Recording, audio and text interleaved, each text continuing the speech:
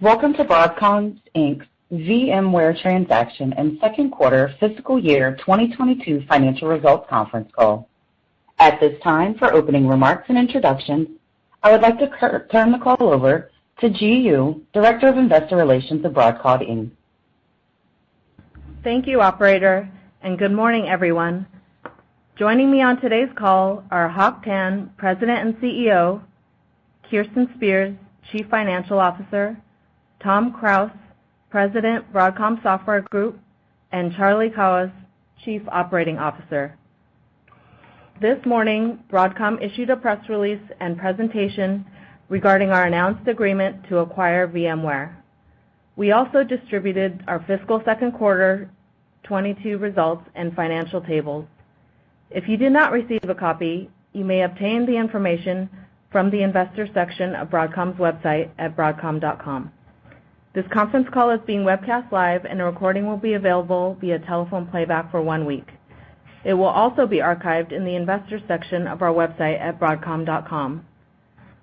During the prepared remarks, Hock, Tom, and Kirsten will be providing details regarding our announced acquisition of VMware and Broadcom's second quarter fiscal year 22 results, guidance for our third quarter, as well as commentary regarding the business environment. We'll take questions after the end of our prepared comments. Please refer to our press release and presentation today and our recent filings with the SEC for information on the specific risk factors that could cause our actual results to differ materially from the forward-looking statements made on this call. In addition to U.S. GAAP reporting, Broadcom reports certain financial measures on a non-GAAP basis. A reconciliation between GAAP and non-GAAP measures is included in the tables attached to today's press release. Comments made during today's call will primarily refer to our non-GAAP financial results. I'll now turn the call over to Hock. Thank you, Ji, and thank you everyone for joining today. If you could indulge me, let me start off by reviewing our fiscal Q2 results and our outlook on Q3 and the broader markets, of course, we play in. So in fiscal Q2 22, consolidated net revenue was a record $8.1 billion, up 23% year-on-year. Semiconductor solutions revenue growth accelerated to 29% year-on-year to $6.2 billion, and infrastructure software revenue grew 5% year-on-year to $1.9 billion. Demand, as referenced by consolidated bookings, continue to be strong, even as our lead times remain unchanged but extended. In hardware, backlog at the end of Q2 was over $29 billion compared to $25 billion the preceding quarter and $21 billion a year ago. In software, backlog grew as well and ended the quarter at over $15 billion compared to $14 billion a year ago. Let me provide more color by end markets. Starting with networking, networking revenue was a record $2.2 billion with growth accelerating to 44% year-on-year. There were two major drivers. We saw substantial deployment by hyperscalers of their AI engines and networks using our silicon during this quarter. More importantly, we saw adoption of a next-generation merchant switching and routing continuing to accelerate in hyperscale enterprises and service providers at the expense of proprietary solutions. This fundamental transition to merchant silicon based on Broadcom's platform will continue in Q3, and as a result, we expect in excess of 25% year-over-year growth in networking. Next, our server storage connectivity revenue was $939 million, and as we guided, accelerated to 66% year-on-year growth. While server storage spending in enterprise was strong, our content increase in next-generation mega rate drove a substantial portion of this growth. Additionally, hyperscalers are aggressively adopting our next-generation server storage solutions to scale their massive consumption of nearline hard disk drive arrays. So in Q3, we expect these same drivers to continue with revenue to grow over 60% year-on-year. Now moving on to broadband. Q2 revenue of $1.1 billion grew 24% year-on-year. Deployment during the quarter of next-generation PON and cable modem DOCSIS with high attach rate of Wi-Fi 6 and 6E continue to be good among major service providers globally. Just as a reminder, however, expansion in broadband investments arising particularly from COVID-19 pandemic lockdowns is a multi-year phenomenon. Investments are measured and we are still in the early innings. Accordingly, in Q3, we do expect broadband revenue to sustain a growth rate around 20% year-on-year. On wireless, Q2 revenue of $1.7 billion was up 6% from a year ago, and as guided, declined a seasonal 14% quarter-on-quarter. In Q3, we expect wireless revenue to be flat to slightly down quarter-on-quarter, but up mid-teens percentage from a year ago, reflecting an increase in content. Finally, in industrial, Q2 resales of $254 million grew 14% year-over-year, driven by strong demand from electric vehicles, renewable energy, factory automation, and healthcare. Reflecting such strong resales, our inventory in the channel continued to be very lean at around 1 month. And in Q3, we expect industrial resales to remain stable and inventory levels to continue to be lean. So in summary, Q2 Semiconductor Solutions revenue was up 29% year-on-year, step up from the 20% year-on-year growth the preceding quarter. As I highlighted above, content increase in server storage and the fundamental shift to merchant silicon in switching and routing drove this accelerated growth. This will continue in Q3, and accordingly, we expect semiconductor revenue in Q3 to grow 31% year-on-year. Now turning to software. In Q2, infrastructure software revenue of $1.9 billion grew 5% year-on-year and represented 23% of total revenue. Core software revenue grew 5% year-on-year. In dollar terms, consolidated renewal rates average 120% over expiring contracts, while in strategic accounts we average 136%. Within our strategic accounts, $641 million of represented renewals and expiring contracts, of which $117 million represented cross-selling, including PLAs of our portfolio products to these same customers. Over 90% of the renewal value represented recurring subscription and maintenance. ARR at the end of Q2 was $5.4 billion, which was up 4% from a year ago. And in Q3, we expect our infrastructure software revenue to sustain and meet single-digit % growth year-over-year. In summary, our outlook for Q3, semiconductor revenue growth will continue to be strong, up 31% year-on-year. Layering on our stable software business, we expect Q3 consolidated revenue growth of 24% year-on-year to $8.4 billion. Well, that concludes my discussion of our second quarter results. I will now turn to what perhaps you all have been waiting to hear more about. Now, please refer to our accompanying slides regarding our agreement to acquire VMware.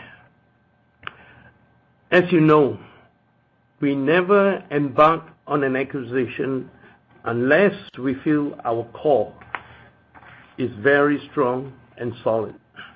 Irrespective of what you might think of where we are in the semiconductor cycle today, I do want to reassure you the fundamentals of our business, both in semiconductors and in software, have never been stronger.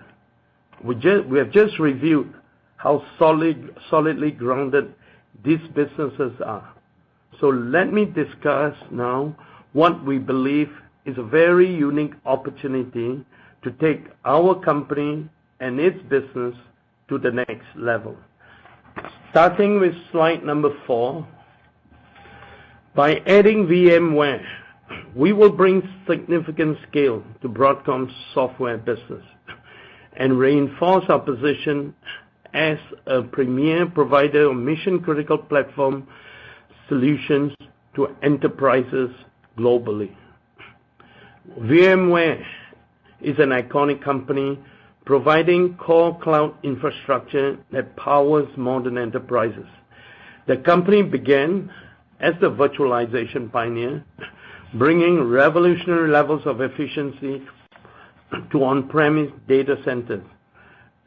VMware extended its platform to the private cloud, giving enterprise customers unmatched levels of security, performance, and control over their applications and underlying infrastructure. And most exciting, today VMware is now powering solutions for a multi-cloud, hybrid cloud future, where one where it will be possible for enterprises to develop and run their apps anywhere, everywhere, with no trade-offs, in a truly cloud-neutral fashion. One of the reasons we became very interested in VMware was because of its world-class team, engineering-centric culture, and strong customer and partner relationships. As shown in slide 5, VMware importantly aligns incredibly well with the Broadcom strategy, and it has all the attributes we seek in the platforms we operate. VMware is the leader in big, growing, and global markets. The company is an indispensable provider of mission-critical platform technology with a blue-chip customer base and an incredible innovation engine. As Tom will discuss next in more detail, together with Broadcom's existing software portfolio, we are positioned to create a uniquely powerful value proposition for enterprises, enabling them to develop, deploy, and manage their applications securely, seamlessly across every type of cloud, and to accelerate the application lifecycle for their workloads. And in addition to adding new dimensions of value for customers, VMware also has an ideal profile that will enable us, Broadcom, to create compelling value for our shareholders. As part of Broadcom, our target is for VMware to contribute approximately $8.5 billion of EBITDA once we have fully integrated the company onto our platform. Slide 6 shows that with more than $40 billion of pro forma revenue, and this is pro forma on fiscal 21, we are creating one of the world's largest infrastructure technology companies. Our semiconductor business is one of the largest semiconductor businesses globally with 17 key franchises. It is highly profitable, and as I just reviewed, continues to post very strong organic growth. Revenues have grown from $15.6 billion in 2017 following the acquisition of classic Broadcom to $20.4 billion in fiscal 21. All this growth being organic. With the addition of VMware, our software business will now represent close to half of our total pro forma revenue, with approximately $20 billion of software revenue for fiscal 21. With this type of scale and a continuing commitment to R&D and innovation, we will be able to significantly invest and fund new innovative solutions that will support our customer base. To now dive deeper into the VMware market opportunity and products, I'll hand the call over to Tom. Thanks, Hock. Now turning to slide 7. As Hock previewed, VMware sits at the nexus of the largest opportunity in enterprise infrastructure today. In essence, VMware is a foundational platform that enables enterprises to drive competitive advantage with technology by leveraging 2 operational modes to develop and run their applications. First, VMware serves many of the same types of customers that we have worked with at Broadcom, large multinational organizations with complex IT challenges. These enterprises want to move fast and innovate, but also mitigate risk by retaining control of their underlying infrastructure and data. To do this, enterprises are deploying applications in their own data centers, but need software to enable them to develop and run these applications in a flexible, agile, and cost-effective fashion. This private cloud market is very large, and workload growth in the private cloud continues to grow. Beyond the private cloud, as we all know, public cloud workloads are growing rapidly. The public cloud brings unprecedented scalability and cost benefits and also enables enterprises to leverage cutting-edge technologies to drive their business forward. So we think it is clear that both of these modes, private cloud and public cloud, are going to be important for enterprises going forward. Turning to slide 8. VMware is a truly foundational infrastructure software platform that is critical for enterprises to leverage the benefits of both the private and public clouds.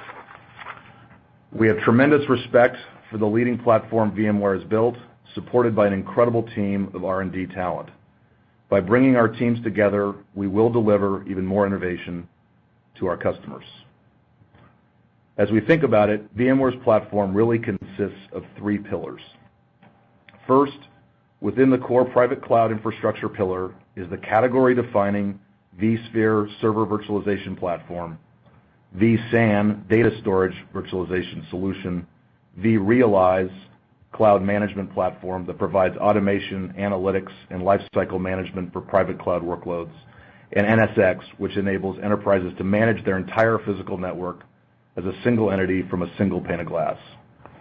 Next, VMware's Tanzu platform provides an end-to-end modern application management platform for building, deploying, securing, and operating applications in private, hybrid, or public cloud environments. Finally, VMware has a robust portfolio of end-user and security solutions that enable employees to securely work from anywhere, anytime, and with seamless employee experiences. On slide 9, let me double-click on the first pillar, as this makes up the bulk of VMware's revenue contribution today and is positioned to continue to grow well going forward. VMware pioneered the concept of virtualization, and today this technology is foundational to the development and computing operations of basically all enterprises in the world. Over time, VMware has evolved its value proposition from core server virtualization to enabling one to virtualize the underlying compute resources of the entire data center, which is the private cloud. They further extended this value proposition with NSX and vSAN by enabling software-defined networks and storage. Then with vRealize, VMware made it extremely easy to manage and operate the entire data center infrastructure. With these products, VMware offers a complete platform that delivers the scalability, flexibility, and cost benefits of virtualizing the underlying infrastructure across servers, networking, and storage. In concert with this private cloud capability, VMware also offers a seamless way to evolve the enterprise infrastructure to embrace the benefits of the public cloud with VMware Cloud Foundation. VMware Cloud Foundation gives the same operating environment for developers, letting them write the code once and deploy it anywhere they want, whether it's in the private cloud, in AWS, Azure, GCP, or even across clouds. This simplicity is unique to VMware in ushering in the coming age of mass cloud adoption. Stepping back on slide 10 and thinking about our existing software portfolio, we are incredibly excited about the opportunity to marry our products with the VMware platform to deliver more end-to-end capabilities to our enterprise customers. As we all know, enterprises need to manage a constantly changing portfolio of thousands of applications that reside on a wide variety of underlying infrastructures, from mainframe to client server to hybrid and public cloud. And all of these applications are operating in different stages of their life cycle. And we think together, Broadcom software assets for the distributed enterprise can seamlessly complement and augment VMware's multi-cloud offerings in the areas of operation management, value stream and DevOps management, and security to address the entire application lifecycle. Starting with application development, we bring significant value to help accelerate the development of applications through VMware's Tanzu products and our value stream management products like Rally and Clarity. Once developed, VMware's vSphere and Cloud Foundation can deploy these apps across a wide variety of environments. We can secure these applications with the combined capabilities of Symantec's leading security portfolio, along with Carbon Black's cloud-native endpoint security products. Now, given the hybrid working environment we're all in today, it's critical for enterprise to be able to enable seamless, highly performant, and ubiquitous access to these applications, and VMware has a leading set of products to enable this. Finally, to optimize and monitor these apps, Broadcom's existing portfolio of AIOps observability, enterprise automation, and continuous delivery can ensure these applications are running well. Since these applications are constantly changing, it's exciting to be able to close the loop and feed any runtime operational issues right back into the application development step. So what's exciting is that when you put the two portfolios together, we're delivering an end-to-end solution that enables enterprises to support the three major types of application paradigms, including applications that run critical business functions that will remain in private cloud data centers, applications that are being ported to run in the public cloud, and new generation applications that are written natively for one or several of the public cloud providers. We do this across the entire application lifecycle, and we can support any underlying IT infrastructure. That's unique to us, and we think this adds massive value to enterprise customers. Moving to the next slide. When I think about this deal, it reminds me of when, as AVGO, we acquired Classic Broadcom. This really transformed at the time and modernized our semiconductor business. And ultimately, this is why we renamed ourselves Broadcom. As we come together with VMware, this represents the same level of transformation for our software business, and we stand to benefit from VMware's unparalleled brand, trusted apps, and long-standing position as an iconic software platform within a robust, vibrant ecosystem of hyperscalers, solutions, and cloud providers, and channel partners, among others. We're excited to announce that following the closing of the transaction, Broadcom Software Group will rebrand and operate as VMware, incorporating Broadcom's existing infrastructure and security software solutions into the VMware platform. Together, we will deliver the broadest range of platforms and tools to accelerate our combined customers' digital transformation. Turning to slide 12. Together, Broadcom and VMware cover all major industry verticals and sell to all enterprises globally. And with this transaction, we are focused on serving all customers via a combination of our collective direct sales organizations as well as through our important channel partners. When we look at the majority of our revenues, they are derived from the largest global multinationals, and they fit 6 key attributes. These customers are usually highly regulated and risk-averse with large and expanding IT budgets. They also have complex and heterogeneous environments that are built around hybrid and multi-cloud strategies. While many of these companies want to explore moving more workloads to the public cloud, they are held back by many factors, including the number of applications that they have, the unfavorable economics of the public cloud for certain workload types, the sensitive data they handle, and/or regulation.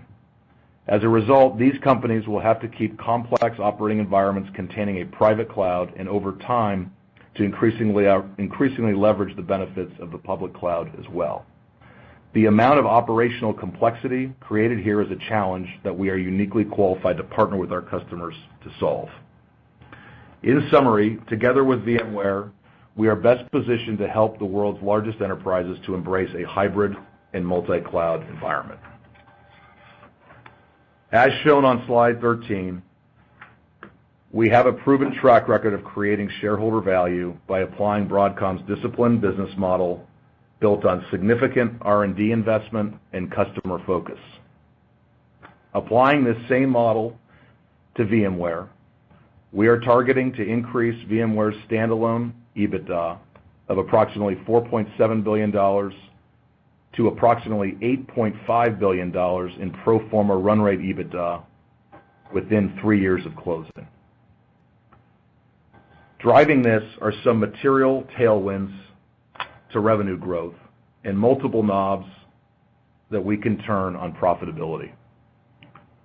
Some of these opportunities include focusing on research and development to support efforts where we can uniquely deliver customer value, driving sales and marketing efficiency gains by focusing on our installed base, and eliminating duplicative general and administrative functions. We envision a long-term model for software where we can grow our top-line revenues at mid-single digits on a recurring basis, if not faster, while driving EBITDA margins in the mid-60s. Given our scale, this will allow us to reinvest very significant dollars back into the business, both via R&D as well as sales and marketing. Now on slide 14, let's talk about the deal structure. We are acquiring all of VMware's outstanding shares for approximately $61 billion in a 50% cash, 50% stock transaction. Additionally, we are assuming VMware's $8 billion of net debt. VMware shareholders will have the option to elect between receiving $142.50 in cash or 0.252 shares of Broadcom common stock for each of their shares. We expect VMware shareholders to own approximately 12% of the pro forma company at close. The transaction will be financed with $32 billion in new fully committed debt financing from a consortium of banks. We are committed to a strong balance sheet and we remain steadfastly committed to our investment-grade rating. The acquisition is subject to regulatory approvals and other customary closing conditions, including approval of VMware shareholders. Michael Dell and Silver Lake have agreed to vote in favor of the transaction, and we expect the transaction to close in our fiscal 2023. The merger agreement does include a 40-day go-shop provision. I'll hand it over to Kirsten, who's going to go through the financial results of the quarter and provide an update on our capital allocation policy. Thank you, Tom. Let me now provide additional detail on our financial performance. Revenue was $8.1 billion for the quarter, up 23% from a year ago. Gross margin was 76% of revenue in the quarter and up 145 basis points year on year.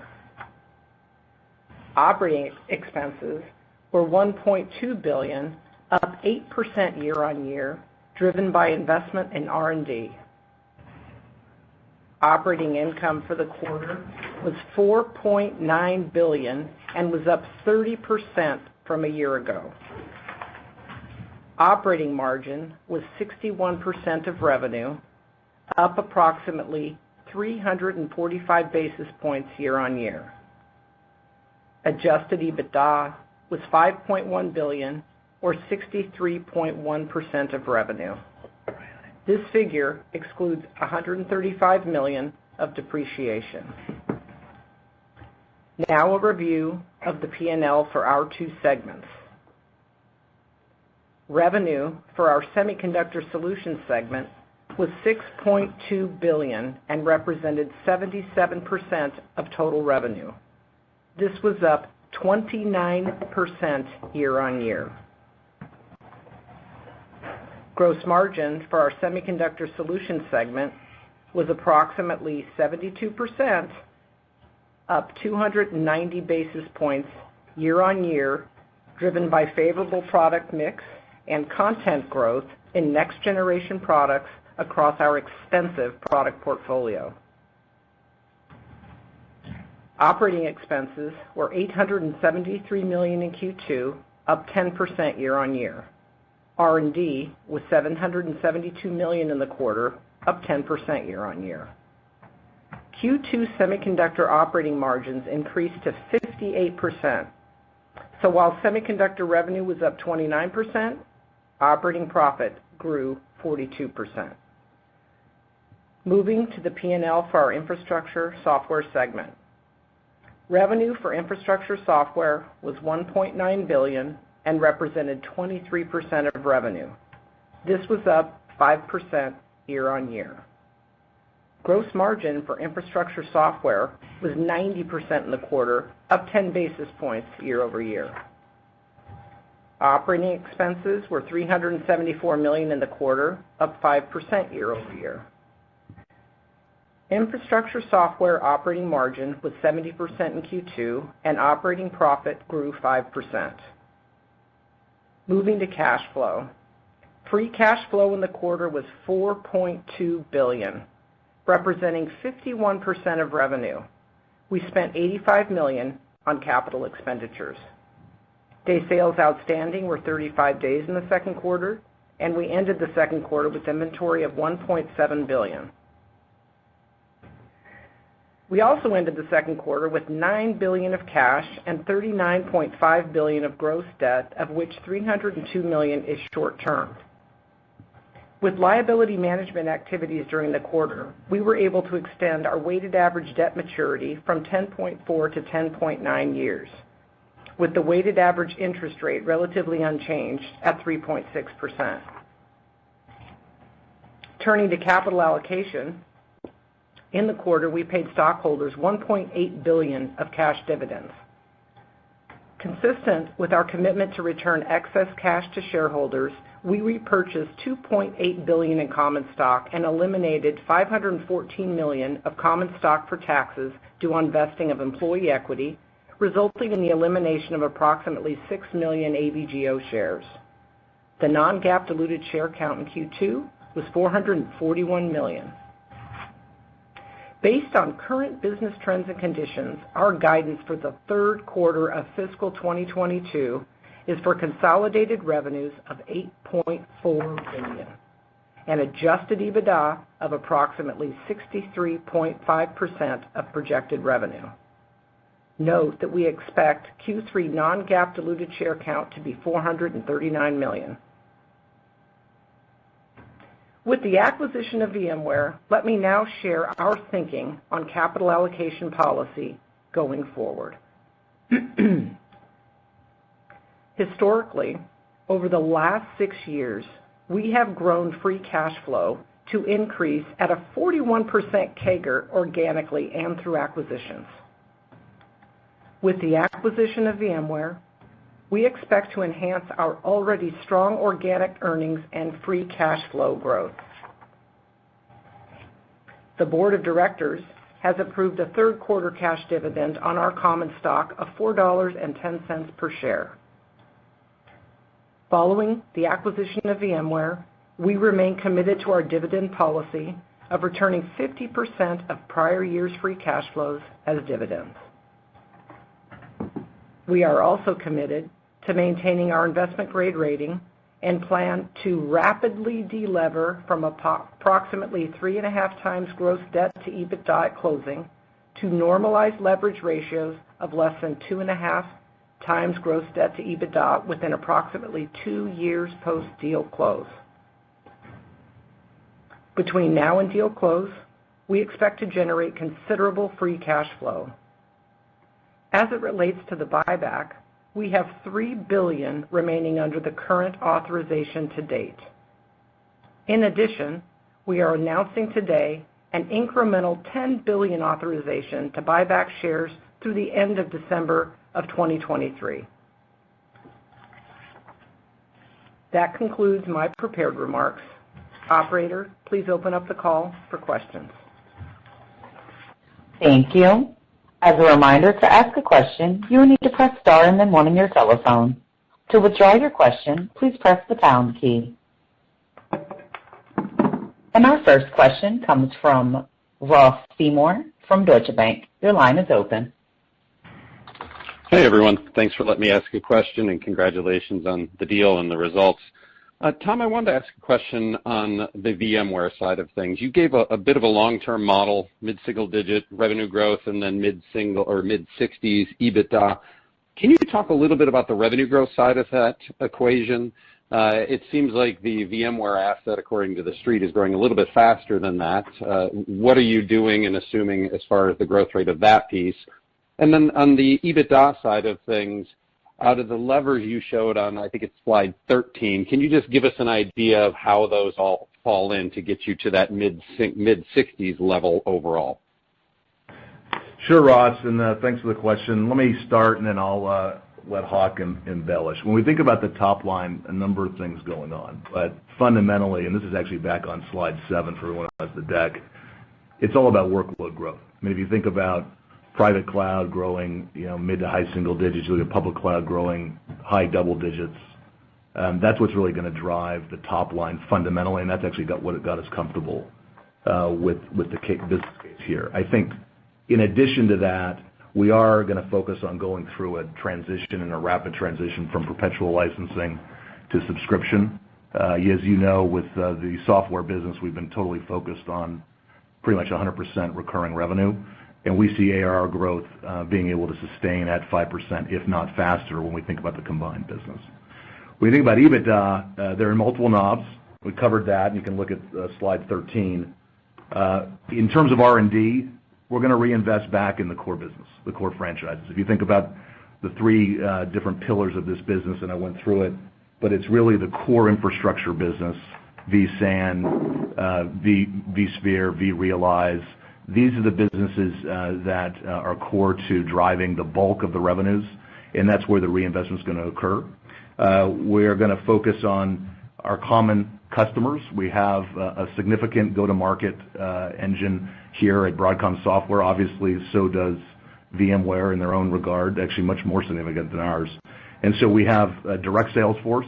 We're going to leverage the fact that we have common coverage in both of those areas and take advantage of getting synergies there.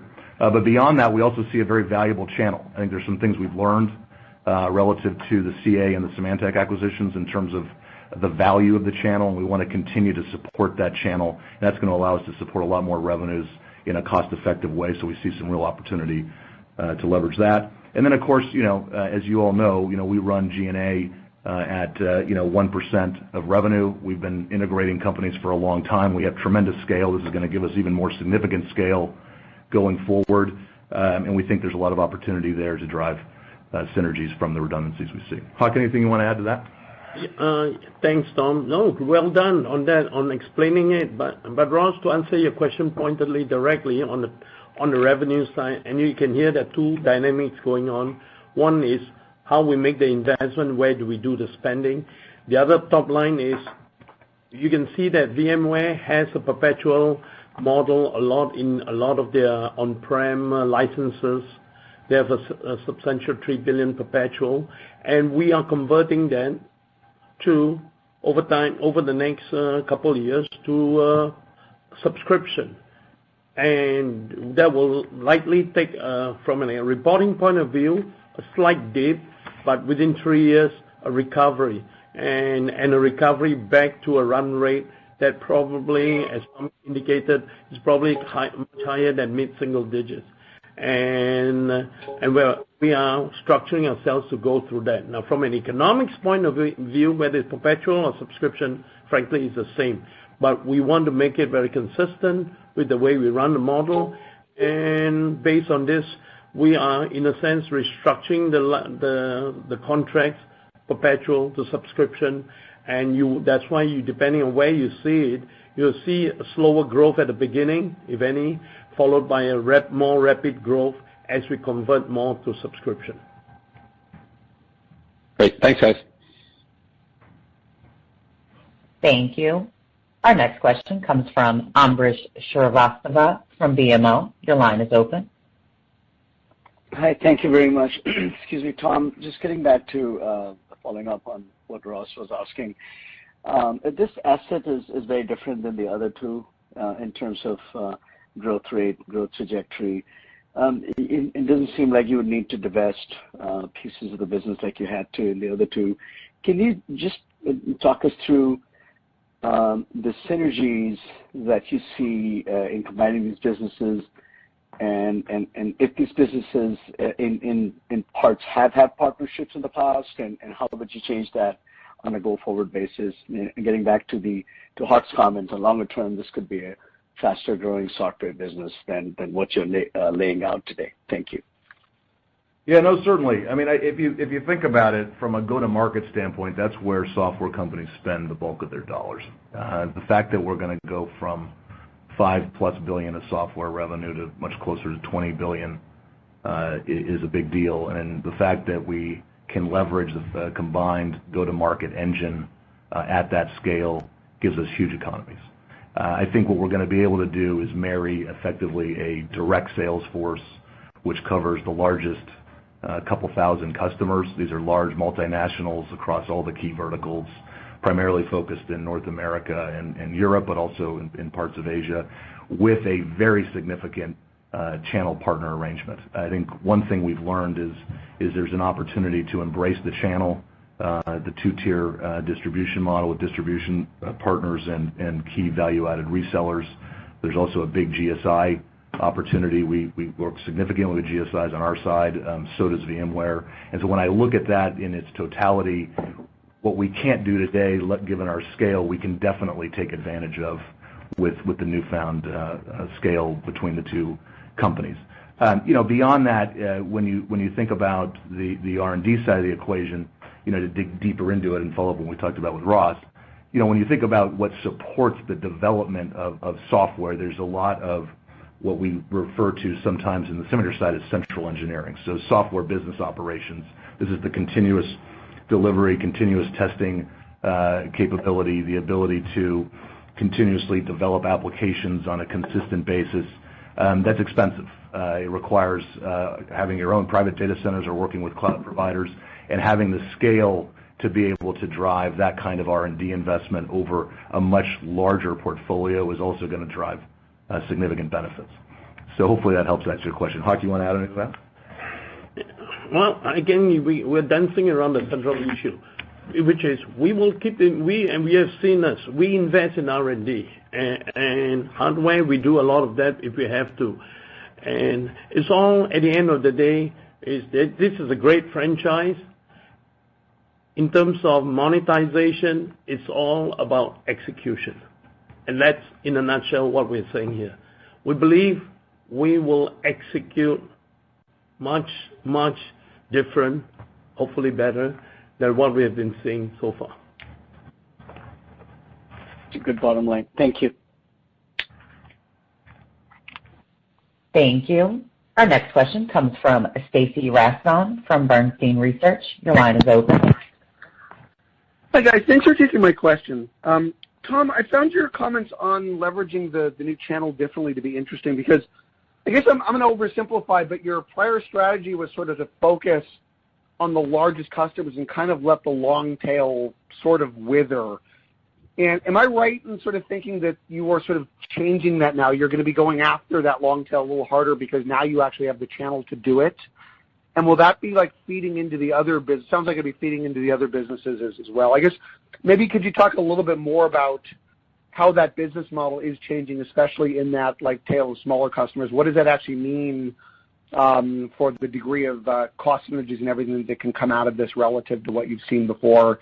And it doesn't sound like you're seeing that driving upside to the growth rate. You're still talking about mid-single digits, although, again, maybe there's some conservatism in that number. But anything you could give us on maybe some of that change in the business model, especially around the long tail of customers, would be helpful. Yeah, no, you're picking up on it, Stacy. I think a lot of it's because of the portfolio and the fact that we, pardon somebody on the line.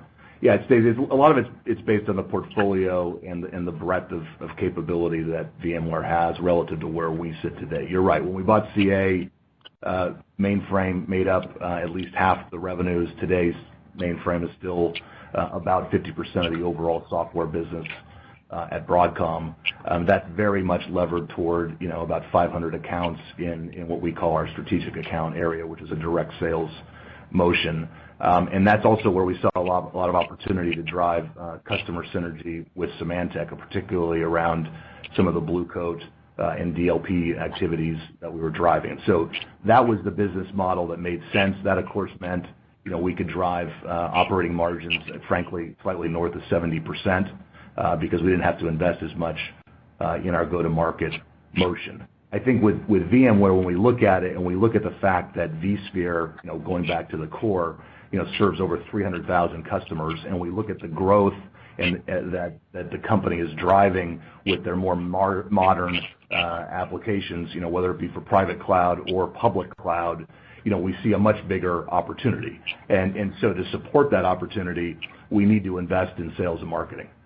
So when you think about the 60s EBITDA margins that I was discussing, and I think I said mid-60s, that's on a much bigger scale, but at the lower EBITDA margin profile than we're running today. All of that variance is going back into the sales and marketing investment. And we think from learning about how we experienced CA and Symantec, and frankly, some of the revenues that we gave up, we think we can actually go back and reinvest in the channel and continue to drive revenue growth profitably. We don't want to walk away from the channel. We actually want to embrace it. Got it. That's helpful. Thank you. Thank you. Our next question comes from Vivek Arya from Bank of America Securities. Your line is open.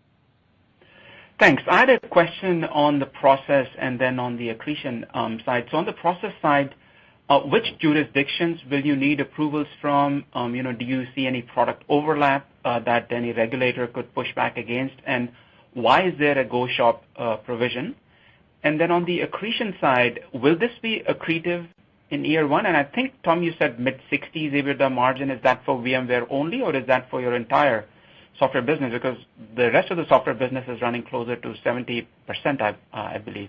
So just any thoughts on the process and the accretion would be very helpful. Thank you. Yeah, sure. So this will be accretive out of the gate, and it'll get very accretive as we get through our integration process. As you look at the aggregate value here, and then you look at the EBITDA expectations, we expect to drive double-digit cash-on-cash returns. That's always been our criteria, and we think that's going to create a lot of value for shareholders. In jurisdictions, we're going to file in a number of areas. You'll see that in the filings when around the merger agreement and everything else. But nothing unordinary there. And then, I won't comment much on the go shop other than say it was a highly negotiated deal, and there is a go shop for 40 days. Yeah. To clarify, the mid-60s refer to VMware standalone, where we're driving it. And just to make it clear on handling where the long tail is, I think our strategy of focusing, as Tom indicated very clearly, on selling new products, on supporting the largest enterprises in the world, create their private cloud, and beyond that, having a hybrid cloud structure, will probably extend our, as Tom indicated today, core 600 strategic accounts to a larger group of 1,500 accounts. This is what is enabling us to do with VMware. And that will be direct focus and a lot of attention and support to get to drive revenue growth and adoption of the various new products and software stacks that VMware has, especially in the realm of private cloud and software-defined networks. In terms of the longer tail of 300,000 customers, we do not, as we perhaps had looked at before, we are looking at it very, very positively too, in the sense that we will make sure these are well supported. This continues to be a business base that will grow, but we will go through it. We will handle these guys through partners, as Tom indicated, distributors, resellers, GSI partners. These will be handled simplifying our business model. But we will now have a larger core group of global 1,500, and we call it that, where VMware and its scale will now enable us to focus as we had focused on the last 600 before. Thank you. Thank you. Our next question comes from Harsh Kumar from Piper Sandler. Your line is open. Yeah. Hey, guys. First of all, congratulations on the deal. It sounds like an amazing deal. Hock, for a change, I've got a question on some of your business commentary related to organic Broadcom. You mentioned that in the networking business, you're seeing proprietary solutions from your customers losing out to merchant solutions and silicon that you guys sell. I was curious, is there anything happened recently which is driving this shift over to your solutions, or was this just something in the making a long time and is just now happening? And also, if you can talk about supply concerns, you don't seem to be seeing any supply issues, whereas the other guys are. I'd be curious about color on that. Okay. Well, a very, very interesting question on networking side. It has been a trend, obviously, that has been happening for over 5 years, which is for us in networking, switching and routing. Merchant silicon has been taking share over proprietary solutions, black boxes, so to speak. Merchant solutions enable disaggregation of hardware and software, and that always offers more resiliency, more flexibility for customers. Starts with hyperscale. We're now talking about service providers and enterprise. And what perhaps has may be triggering an acceleration, which I indicated, is probably related to the fact that enterprises in particular, are now all in reinvesting, upgrading after a hiatus, probably from 2019, cutting through to the pandemic time frame. They're now investing in new data centers, and they're now investing in basically modernizing their data centers, and they're going for next generation. And that, we figure, is what's triggering it. We're seeing acceleration in our Tomahawk 3s and 4s. We're seeing the leading edge product and the Trident versions correspondingly. We're seeing acceleration in Jericho 2C, and the latest one on at the edge, Qumran. All these are the big drivers, and it's almost a larger adoption than we would perceive under normal growth patterns. I'll put it bluntly, we're gaining market share in merchant silicon over proprietary solution, and it's an acceleration of a trend that's been going on over 5 years, and that's what's very clear. And in terms of supply chain question, I always get this question, and of course I'll answer that point blank.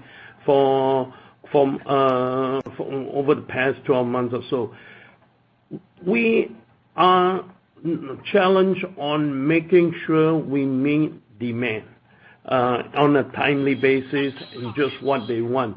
And if you look at it that way, we do not see a challenge necessarily in supply. We see it as a constant demand challenge in the sense that we have to pass through our backlog carefully, and as I indicated, in the last 3 months, we just bump up our backlog substantially, and it doesn't, in spite of lead times being unchanged, extended and unchanged. So there is demand out there that keeps coming in for our products.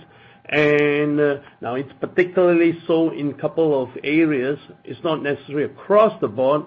It's in a couple of areas. And we happen to be very lucky to be in those areas that are still strong, largely related to infrastructure. We're seeing that in networking, that includes both hyperscale, telcos, service providers, as well as enterprise, and particularly in enterprise, we're seeing it embellished a lot, I might add, by content increase in server storage connectivity, where we're now selling in the newer generation, as I indicated in the last earnings call, subsystems, where our customers prefer to buy subsystems from us rather than just a chip. And that step up content dramatically, and couple that with still continuing strong demand in these two space, we're continue to see not just revenue accelerating, but bookings accelerating. And these are real demand. And we have, of course, the supply to meet those critical needs as we see it. Fantastic. Congratulations, guys. Thank you. Thank you. Thank you. And we'll take our last question from Toshiya Hari from Goldman Sachs. Your line is open. Hi, good morning. Thank you so much for squeezing me in. Hock, so after the acquisition, your business is going to be roughly 50% semis and 50% software. I was hoping you could remind us, some of the pros and cons for running these two businesses under one umbrella. And assuming, the deal successfully closes, would you ever consider splitting up the two businesses, particularly if you feel like you're not getting the valuation that you deserve?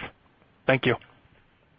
To answer right to the bottom line, we see a lot of benefits in putting all these various franchises we have, hardware and software, under one umbrella. Think of it this way, Toshiya. It's like what merchant silicon is driving that trend. It's the old model is you sell a black box hardware and software system to a customer in the IT department, to JP Morgan IT department. That's what you do in the past. If something goes wrong, hell, you ask for support, you scream for help, and because you don't know what's going on inside the thing.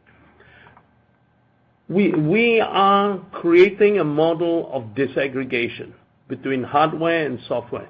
We may still not know much about systems, but we sure know the technology that enables systems, whether they are switches, routers, compute, storage.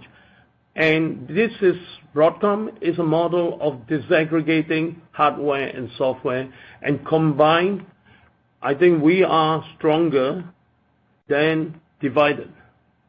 So I hope that answers your question. Thank you. Thank you. And that does conclude our question and answer session for today's conference. And I'd like to turn the call back over to GU for any closing remarks. Thank you, operator. As we have released the results of Broadcom's second quarter of fiscal 22 today, we will no longer hold a conference call previously scheduled for Thursday, June 2nd. Broadcom currently plans to report its earnings for the third quarter of fiscal 22 after close of market on Thursday, September 1st, 2022. A public webcast of Broadcom's earnings conference call will follow at 2 p.m. Pacific Time. That will conclude our earnings call today. Thank you all for joining. Operator, you may end the call. Thank you. This concludes today's conference call. Thank you for your participation, and you may now disconnect. Everyone, have a wonderful day.